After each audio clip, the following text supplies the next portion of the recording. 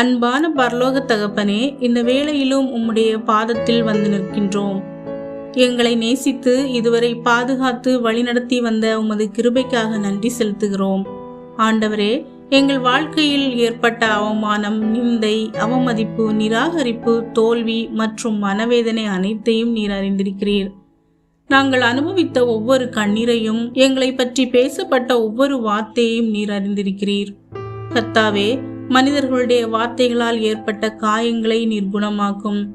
எங்கள் இருதயத்தில் இருக்கும் அவமான உணர்வு, குற்ற உணர்வு, பயம், தாழ்வு மனப்பான்மை மற்றும் நிராகரிப்பு உணர்விலிருந்து எங்களை விடுவித்தருளும். உங்கள் வெட்கத்துக்கு பதிலாக இரண்டத்தனையாய் பலன் வரும் என்று வாக்கு பண்ணின தேவனே, இன்று எங்கள் வாழ்க்கையிலும் அதை நிறைவேற்றும். அவமானம் அடைந்த இடத்தில் கனத்தையும், நிந்தையடைந்த இடத்தில் மரியாதையையும், கண்ணீர் விட்ட இடத்தில் சந்தோஷத்தையும், தோல்வியை சந்தித்த இடத்தில் வெற்றியையும் தாரும். எங்களை பற்றி மற்றவர்கள் என்ன நினைக்கிறார்கள் என்பதை குறித்து பயப்படாமல் உமது வார்த்தையை நம்பி மகிழ்ச்சியாய் வாழ கிருபை செய்யும்.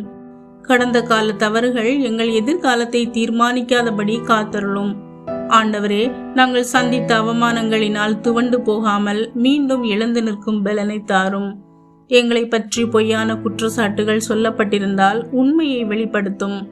எங்களை அவமானப்படுத்த நினைப்பவர்களிடமிருந்தும் தீய திட்டங்களில் இருந்தும் பாதுகாத்தருளும்.